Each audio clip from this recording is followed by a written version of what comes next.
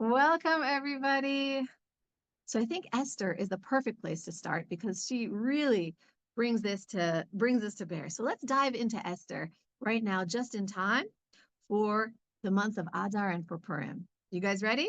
I'm going to say something that's going to sound horrible in the beginning, but you guys have to bear with me, okay? When you first start reading the book of Esther, the characters are a little bit, Hashem, forgive me, I'm doing this for a didactic reason. It's for the class. The characters are a little bit boring. Not boring because exciting things aren't happening to them. Like, what do I like? Achashverosh is not boring. He's having a whole like drinking party. He's not boring, but the characters are boring in the sense that while they do interesting things as individuals, they're not really transforming for the most part. Like, what makes a person interesting? A person that changes, that goes through something, that has a realization. We don't really see that with the characters in the book of Esther. Like Mordecai, he's good through and through. He's good in the beginning. He's righteous. He's clever. He's caring. He's good the whole time. Haman, he's always awful. He's always filled with bad ideas. He's always manipulative. He's never repenting. The characters basically stay the same in their fundamental makeup.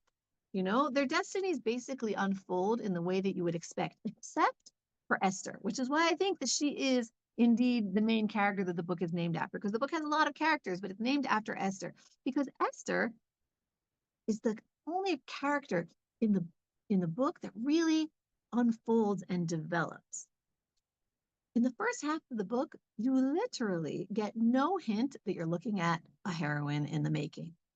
Quite the opposite, right? We never hear her voice. She's told what not to say. Like, okay, just maybe just zip it. Don't talk about where you're from. Don't do this. Don't do that. She doesn't even dress herself. She's like a Barbie doll being shuffled from the washing station to the anointing station to the dressing station to the perfuming station. Go here, go there, go to this house of women, go to that house of the women, and go to the palace, come back from the palace, keep your head down, follow the rules. And that's hardly the material of a hero, right? I mean, and you can't blame her. She's like a regular person in a scary, overwhelming situation. That would be me. That's super relatable, Esther, right? Like, now contrast that first half of the book with the second half of the book.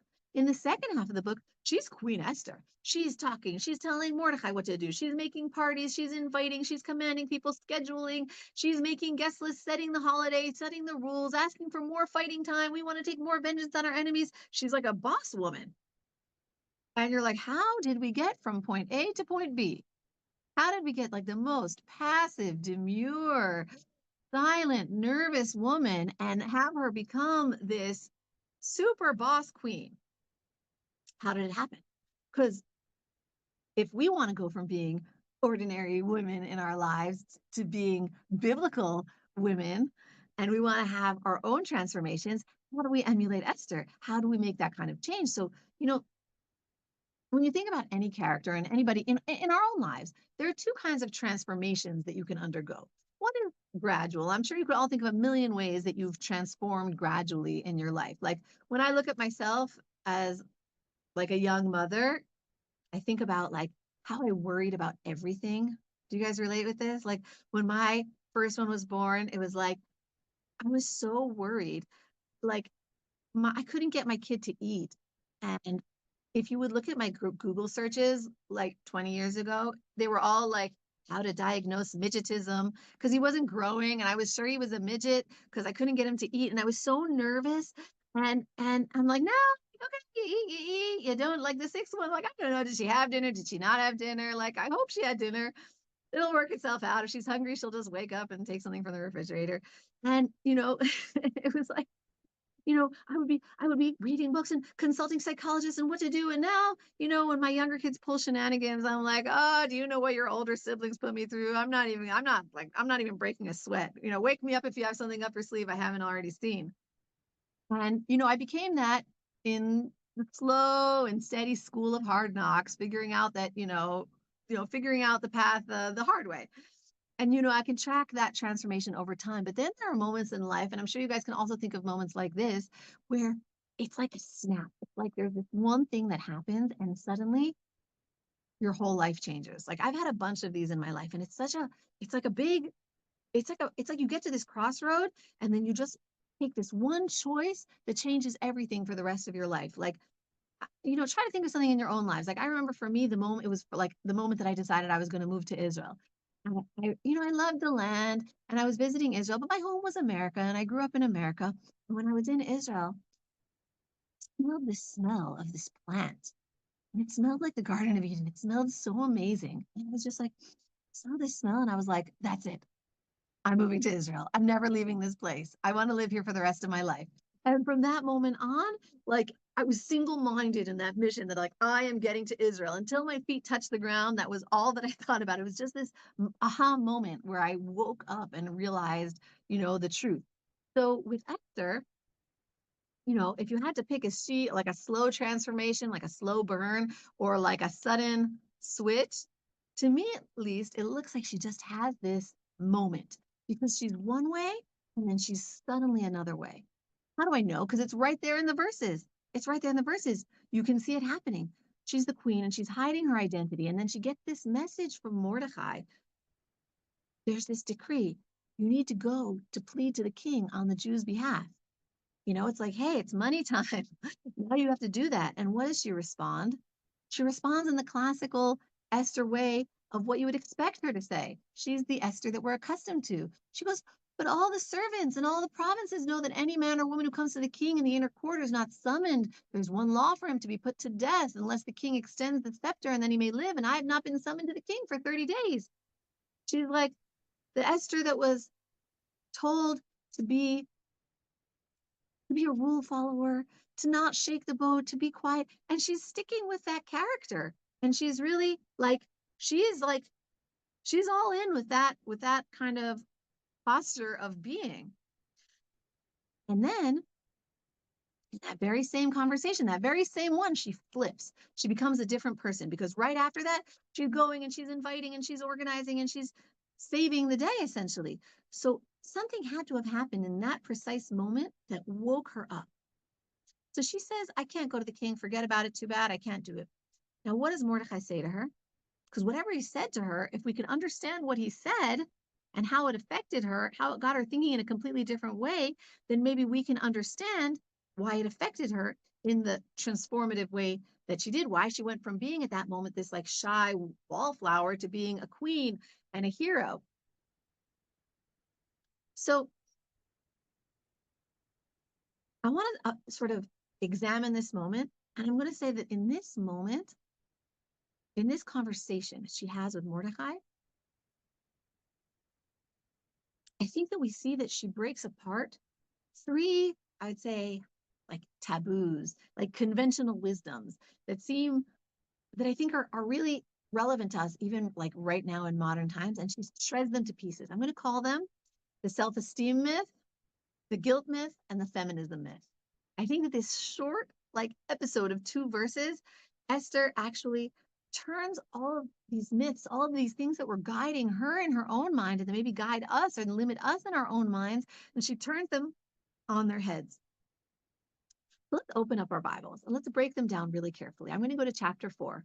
What does Mordecai say to Esther? It says that Mordecai ordered to reply to Esther, do not imagine to yourself that you will escape the king's house from among the Jews. For if you remain silent at this time, relief and rescue will arise for the Jews from elsewhere, and you and your father's household will perish. And who knows whether it says here in the translation, but I disagree with it. It says here in the translation, whether at a time like this you will attain the kingdom, but actually in the Hebrew, it precisely says, who knows if for a time like this you have attained the kingdom. Now, imagine that you're Mordecai, guys. Imagine that you're Mordecai and you're trying to convince Esther to go do this really difficult, challenging thing. Let's say you're a parent of a timid child who's like, listen, I'm scared. The rules, I might get in trouble, right? Like, as a parent, what would you say? What would the parenting books say? They would probably say something like, build up your child's self-esteem. Tell them, rah, rah, rah, you can do it. You're strong. You're amazing. I believe in you. And guess what will happen if you save the Jews? Everyone's going to remember you. Kids are going to dress up as you on Purim. They're going to write a book about you. Everyone's going to love you. You'd expect something, You'd expect him to say something empowering, right? But actually, what does Mordecai say to her? He's like, we're going to be fine without you. You actually don't matter because salvation is going to come to us from somewhere, like with or without you. But you know what's going to happen to you? You and your father's household is going to perish. that's like, imagine like as a parent saying that to your child. Like if your child's like, I'm nervous to do this thing. And you're like, oh, okay, well, it doesn't actually matter because it's going to get like the dishes are going to get done whether you do them or not. But like you're going to be grounded either way. It's so surprising when you think about it. But what is he really saying? What is he really saying to her? He's saying, fine, who needs you? I'm not worried.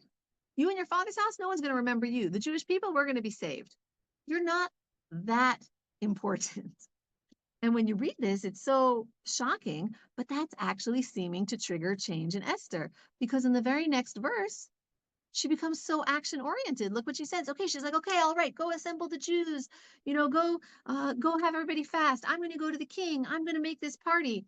And so, what is it about this moment that gave her the courage? I think that it encapsulates the difference between the biblical idea of self-worth and the modern idea of self-esteem, in modern psychology. Because in the modern world, psychology tells us you empower somebody by telling someone how special they are and how unique they are. You are a unique, wonderful, special, perfect snowflake of some sort.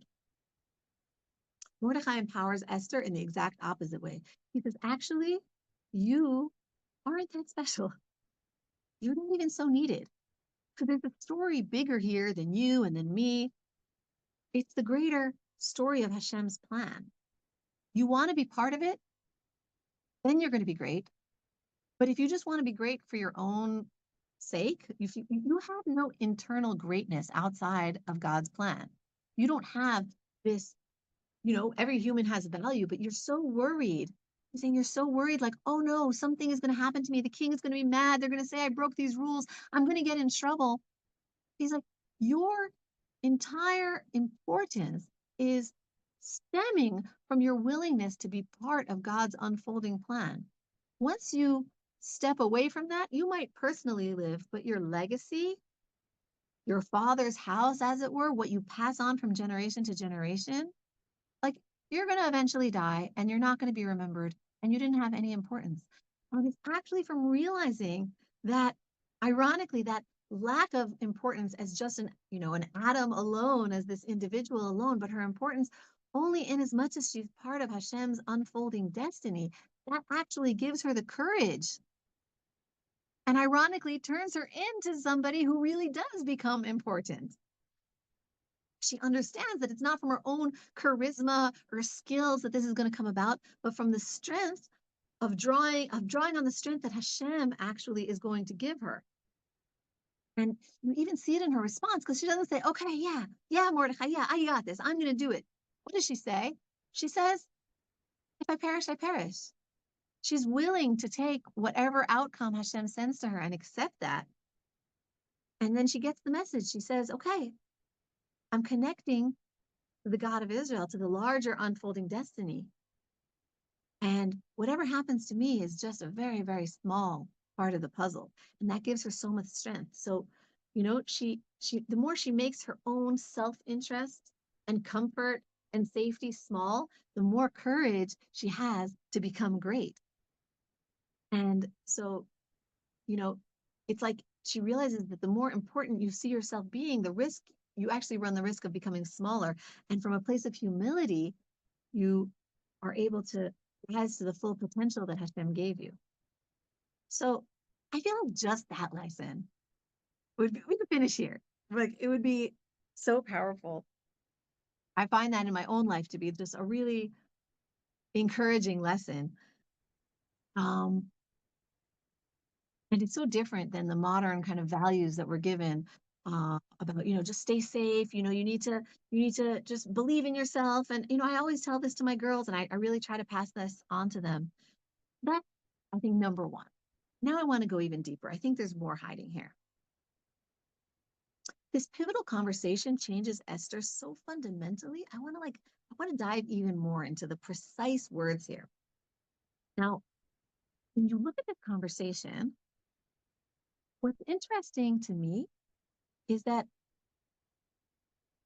when she's answering Mordecai, when Esther answers Mordecai, she accepts some of his premises and she rejects some of his premises. Mordecai, one of his claims is, look, the Jews are going to be saved for sure. Don't worry about it. Like, it doesn't matter what you do or you don't do. God's going to save us no matter what. We're going to be saved no matter what. And if you help us, then great. Maybe that's why you became king. But if not, cool. Queen. But if not, cool. But like, we'll be okay.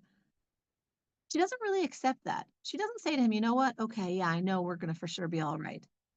She says, she pushes back on him. She doesn't just accept that. She goes, you know what? If I'm going to perish, I'm going to perish. Meaning like this mission actually might be a failure, but I'm willing to accept that. It's a different voice. Like if you listen carefully, like I always say, I have this with my husband also. Like my husband, Jeremy, he'll be like, everything's going to be amazing. And then when it's not, he's like, so, like shocked that it didn't go like when we moved to the farm, he's like, it's going to be amazing. And then when everything went wrong, he's like, oh my God, why did everything go wrong? My like fundamental outlook is, you know what? It's probably going to be really hard and like actually really stink. And then when that happens, then I'm like, oh, okay, that's sort of what I expected. Okay, I braced myself. Like I braced myself for that coming. So I feel like that's Mordecai and Esther here. Esther is like, he's like, yeah, everything's gonna be okay no matter what. And she's like, well, yeah, there's a pretty good chance it's not gonna work out, but I'm still gonna go do it anyway. And that's kind of cooler, right? But she's not just Mordecai's like, echo chamber. She's pushing back on that.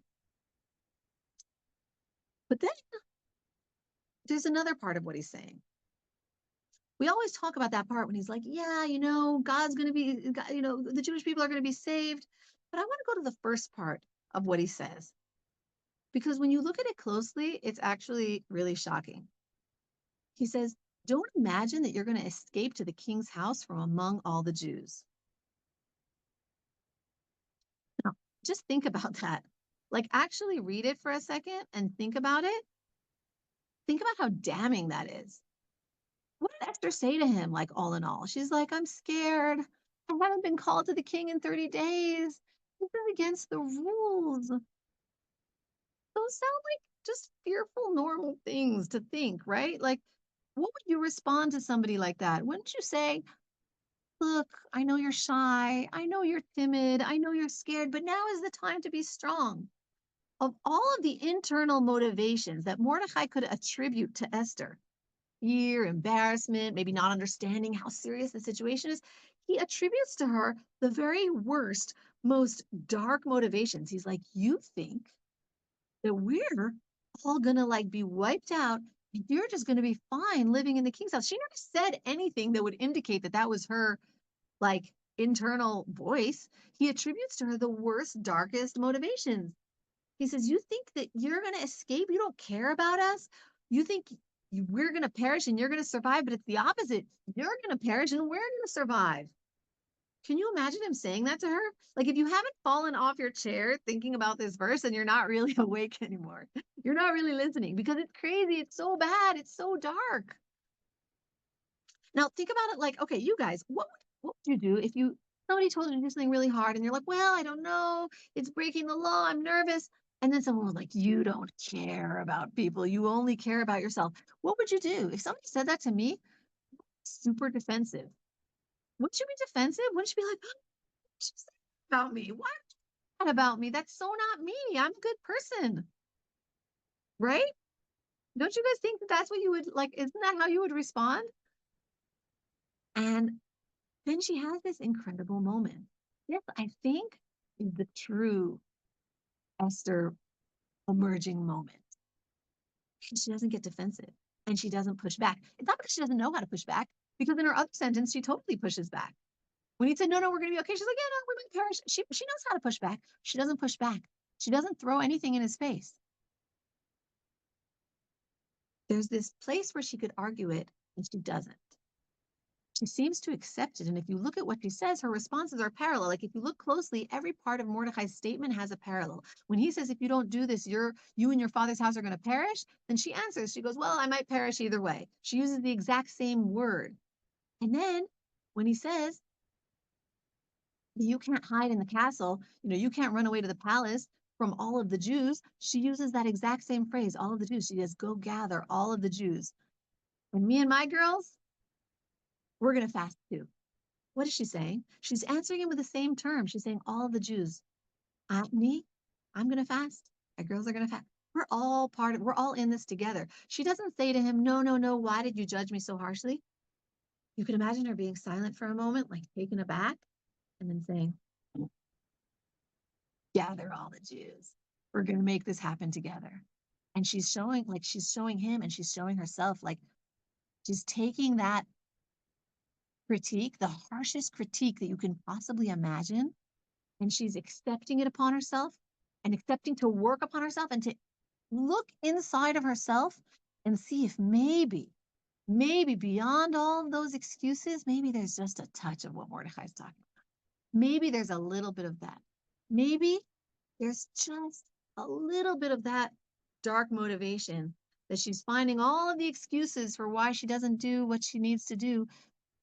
She can see a little bit of that dark side in herself, and she looks at it so courageously. She's not afraid to look in the eye of her actual deepest why, the why of what she's doing. But she has all the words to say that are just right about the law and the traditions and the customs. She has every reason. What's her real why? And she's willing to actually look that in the eye. I think that's the moment where she becomes Queen Esther. And I think here she's breaking another taboo, because in the modern world, guilt has turned into a dirty word.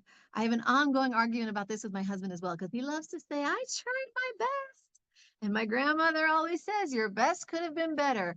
Guilt has gotten a bad rap because it can be paralyzing. Like when you're overcome with guilt from your mistakes, you can be eaten alive by that and like not be able to do anything. But the Torah has a different view. We have guilt offerings. What is a guilt offering? So look at your mistake honestly. Say, I made a mistake, resolve it, and move on. But if you don't face that dark side, modern society is like, no, everything's allowed. Everybody's good. We're all good souls. Every person is good. We're all fine. You're good. I'm good. It's good to be any way. You can be anything you imagine yourself to be. Everyone's good. And I think that there's something that she's a sort of a conventional wisdom that she's breaking, because she could easily just say, yeah, I'm shy, I'm demure, I'm a rule follower. Mordecai says to her to consider the darker option. Yeah, maybe you're those things, but if you really cared about your people, if you really cared, and you really felt like it was you, you'd figure it out. You would figure it out. You'd figure out a way. You would take a chance. If you really felt like it was your own children on the line, you would do something. If you really felt like this was all on you, you would do something. And she accepts that. I feel like in this war, there are so many women that I'm seeing that like had these moments where Israel's problem became their problem just out of nowhere. I think I have my sister-in-law is this amazing person, and she's not a regular person because she's an incredible person, but she just she makes dinner for her kids and she like goes to work and comes home and does the laundry. And then when the war started, she saw that like different soldiers in her son's units were missing equipment. And she went from being a person to being a superhero. And she didn't care about rules anymore. And she didn't care about what the army, policies were. She was raising money and she was like, every single soldier in my son's unit is going to have a helmet and a vest. And she smuggled things in the most insane ways. And I'm like, you're just a person. Why? How are you doing these things? And she's like, because I look at every single one of them as if they're my own child. So I figure out a way to get them a helmet and a bulletproof vest, and I'm like, oh, that's the Esther moment, because he's saying to her, if you felt like every single person in the Jewish people was your family, you'd figure out a way to go to the king and work this out. And there's something about you that's not really feeling one of us and not really feeling the pain. And she doesn't deny it. She faces it and she overcomes that. And then she becomes Queen Esther. I think about it even with starting this very program that we're doing right now. For so many years, people have been saying like, yeah, you should do a program. And I had every reason not to, because I said, well, like Jeremy and Ari, they're doing the fellowship, and that's enough. And I don't really need to put myself out there. And it's not really about me. It's really like I'll just help them. And I had all of the reasons that sound very humble, and they sound very like good, and like that's like I'm just like like not like putting myself out, and I'm just like being a good helpmate to my husband, and I have all the excuses that I can make, right? But then it's like, okay, but like if every woman here is like like I really feel like every woman here could be my sister, my best friend, my mother, my aunt, my grandmother. Like I, when I look at the women who are in our community, and now we're expanding beyond our fellowship family to new members that I'm seeing here. Um, you know, it like you have to.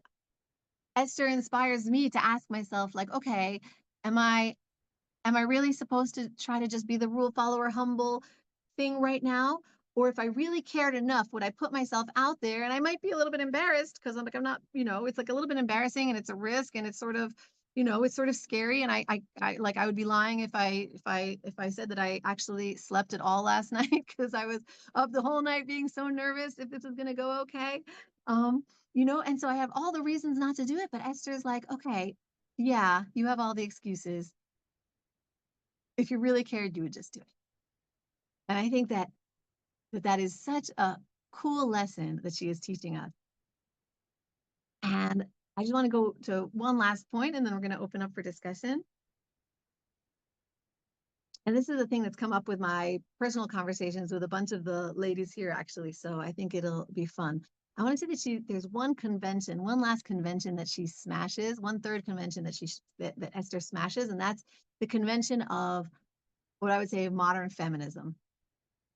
Or, maybe I would say modern feminism and, let's say, traditional gender roles would have us believe that there are two options. You could say that, like, the men are the leaders, and the women need to listen, and the women need to submit. And then there's the feminist worldview that would say, in order for women to get ahead, the men need to be vilified and crushed, right? We need to have, crush their masculinity and tell them they need to be more, effeminate in order to be in the world. And there are these two kind of ways of looking at things, where women come at the expense of men, or men come at the expense of women. And you really see this right in Achashverosh himself, because look at Achashverosh and his ministers. They're completely beholden to that way of looking at things. Vashti, she's like the modern feminist. She has her opinions, and she's told to do something, and she's like, no, I'm going to do what I want. And then as soon as she shows a little bit of her own opinion, what does Achashverosh say? His ministers say, wait a minute, if any women have any opinions, all the men are going to be so humiliated.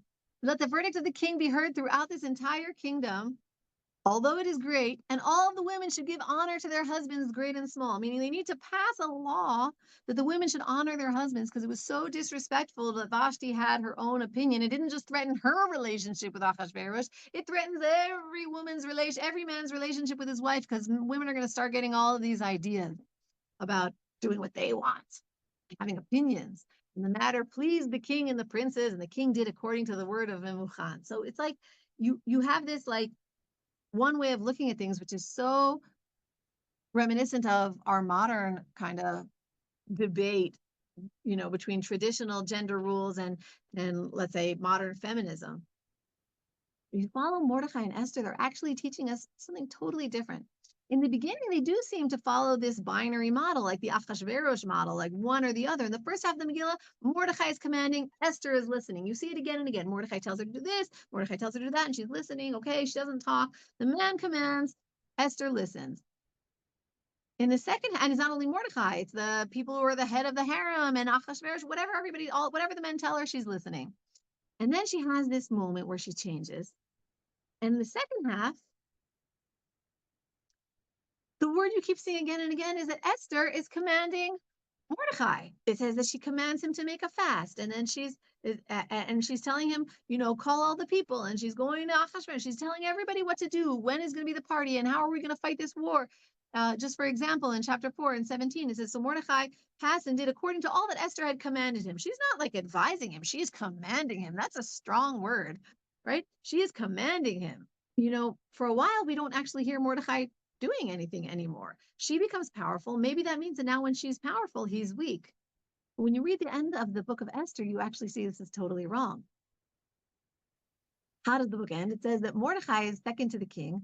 For Mordecai the Jew was second to the king Ahasuerus and great among the Jews and accepted by the multitudes of his brethren, seeking the good of his people and speaking peace to all their seed. Mordecai becomes a leader.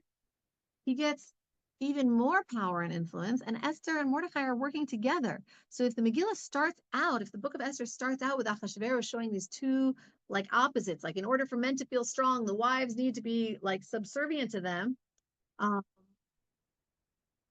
And Mordecai and Esther are offering the actual biblical approach, where both of them are bringing to the table what they have to offer and bringing their own strengths, and it doesn't threaten one another. They build each other up. And in the end, Mordecai actually becomes even greater because through this process that he went through with Esther together. So I think that So just to sort of sum all of this up, I think that we can really see that Esther has this transformational moment in this conversation where these kind of limiting conventions and limiting beliefs, she faces them so courageously, and she's able to sort of at this moment where she realizes what she can be and who she can be. And she becomes that. And it's, I think, just a really guiding and inspiring and relatable story for all of us to take from and see how we can kind of identify these places in our lives and draw strength from Esther without any commandment, any promise, any guidance of or guarantee of deliverance, is able to find within herself this strength to recognize what's needed of her and to follow that calling all the way to its end, not giving any care to her own comfort or safety, and realizing that when she's part of God's plan, she can accomplish anything. And Mordecai respects her for that, and she's able to look at all of her internal why and just be honest and courageous and asking herself the right questions and becoming truly Queen Esther.